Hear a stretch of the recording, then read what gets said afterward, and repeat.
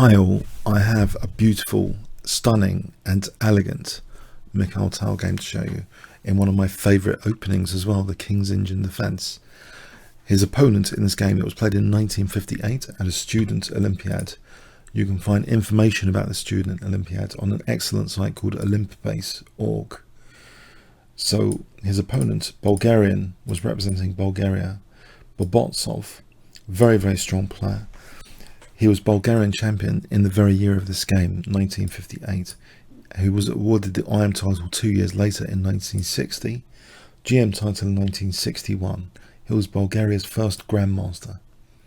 Most notable tournament results included first at Varna 1957, second at Moscow 1967, first at Sarajevo 1971. He also played on 8 Bulgarian Olympiad teams. Okay, fantastic player, but Mikhail Tal is also a pretty fantastic player. Let's check out this game.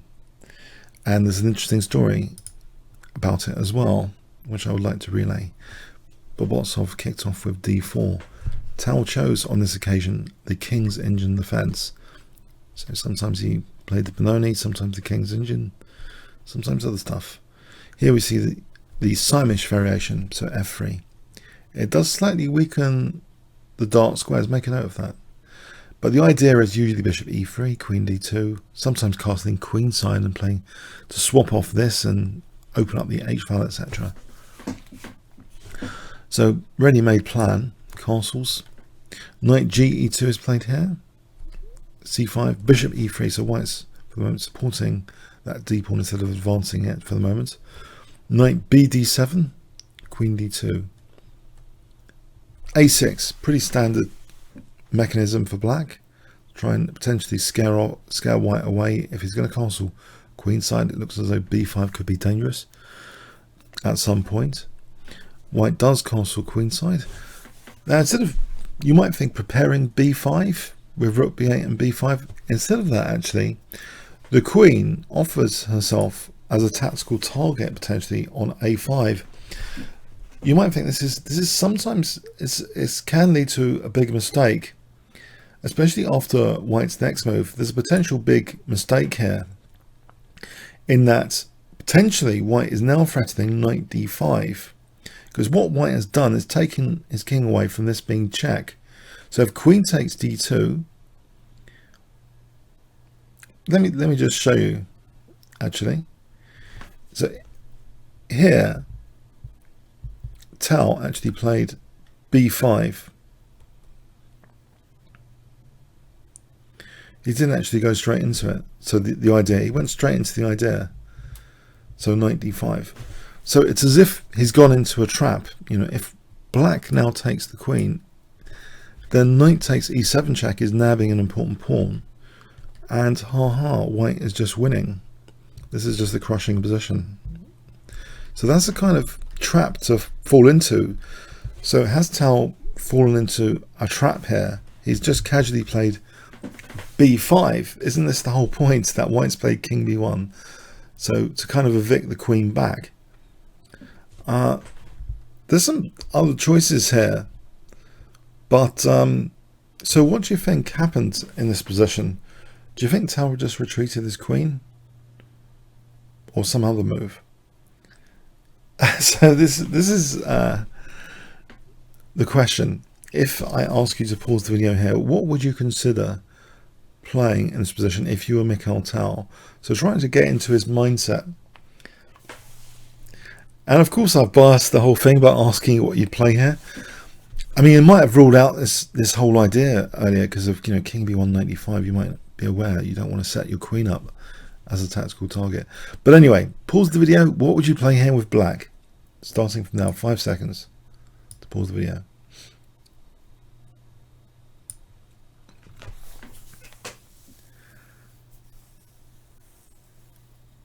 Okay, Tal played knight takes d5. Yeah, he played knight takes d5. No, seriously, he did. He did. Hasn't he just hung his queen? Has black just hung the queen? What he could have played Give yourself minus 200 points if you said queen d8. No, I'm showing you a Tal game. I know it does protect the pawn, but we're seeing a Tal game here. So knight takes d5 was played.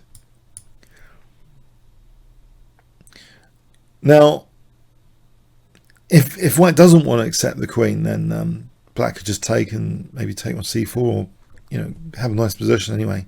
So white accepts the gift. Knight takes e3. So it's only 2 pieces for the queen, isn't it? Isn't that only 2 pieces for the queen? Actually, this is a fork now. There's also potentially a pawn, because we're forking the rook and the pawn.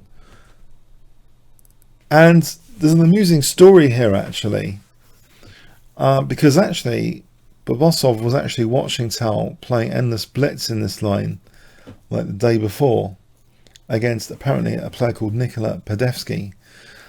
A Kibitzer called Gypsy on ChessGames.com mentions this story. So it made everyone giggle, this stuff, because it was a variation. Tal was always sacrificing his queen for 2 pieces for no apparent reason at all, just for some good entertainment value. And one of the spectators of this, so they're all laughing, one of the spectators was Bobotsov. So he had a great time watching, and then the next day he came to play a serious game against Tal, which was part of the match USSR versus Bulgaria. And funny enough, it's repeated here. 2 pieces and a pawn for a queen. Is there some theoretical basis why this might be good? Well, I believe actually after knight takes c4 already it's kind of evident something is up here. You see, when we play the Saemish variation, we are weakening our dark squares. It is kind of self-inflicted wounds. Some openings do have these kind of, or variations do have these what I call self-inflicted wounds. And when the opponent does a positional sacrifice, sometimes they're exacerbating that pre-existing wounds. And here the dark squares, black has that massive dark square bishop. Not only that, another kind of wound is that the white king is here sitting on the queen side. Is that going to be a target as well in this type of position on the diagonal? Now possibly, okay, white here reacted here with sacking the exchange, so it's a bit more material for black, plus b file. B2 is now a target potentially to rooks. So why did white want to do this? If we look at the alternative, if the queen humbly goes back, c takes d4, this is actually, it seems as though black at minimum has a very solid fortressy type position. It'll be very, very difficult to break through to black's king here. And the engines have this as around equal. It just seems a very pleasant position, in particular for black to play. So maybe this is the sort of position Bobotsov wanted to avoid. In view of the dangers of retreating the queen, white plays rook takes c4 here. So giving black a little bit more material, hoping to sort of extinguish the fires of black's potential attacking ambitions. But is it making things worse because of that b file? Let's have a look what happened. Knight c1. So white's attacking c4 now, of course, ready to develop this bishop. What about d4? Black first plays rook b8, which might actually be even stronger than just immediately resolving taking that pawn or not. It's a very, very good move. We have bishop takes c4. And now again, knight b6 instead of taking the pawn, so hitting the bishop. It's all pretty much, there's been a lot of forcing moves. Bishop takes d4. And now black has a very natural looking position in terms of piece coordination. A lot of pieces are just well coordinated on white's king as the punch bag. Things like c4, going to get this bishop out of the way, and then b2's next. It just seems like a punch bag on the b file. We have queen d2. Bishop drops back, so now that the bishop drops back, it means c4 without losing the bishop on d4. You might have also considered, what about e5? I mean, that's an alternative as well, but maybe the bishop's then a target at some point, knight e2. It might be a fixed target. So by going back, it's keeping that pressure on b2 basically, and now introduces into the equation c4. So is the white king simply being a punch bag here? Knight d2, and now we have c4. It's relentless. Bishop can't go to a4. It hasn't got too many squares. It goes to c2. Now here, c3 is played.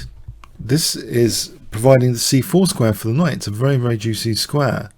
If knight takes c3, that's really, really fun for black. In the game we have queen d3, but let's have a quick look. Knight takes here. We have knight c4.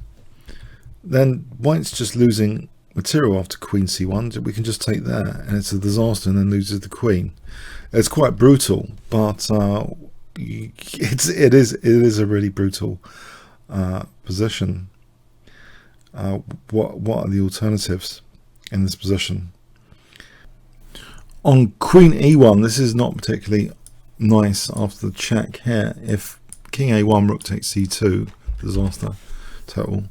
And if here bishop h6 is not very pleasant either, because then we have knight e3 check, and we're going to be picking up c2, and that's just another disaster area not to really go into for white. So not very pleasant stuff if this knight comes to c4 basically, in a nutshell. So white plays queen d3 to stop the knight coming to c4, but now c takes b, and this is well, you could say it's a very advanced form pawn right next to the opponent's king. Is it snuffing out black's b file though? Is this a bit of a downside? Is it actually in a way defending the white king? Well, the thing is, white isn't exactly threatening checkmate anytime soon on the h file. So the pawn in this particular case is still pretty handy. It does support control of a1 and c1 in some variations potentially. We see knight d4, bishop d7, connecting the rooks. Hello, hello. We have rook d1, rook fc8, which supports now the idea of knight c4 in some lines, or just knight a4 to c3. The c file support is given basically for the knight.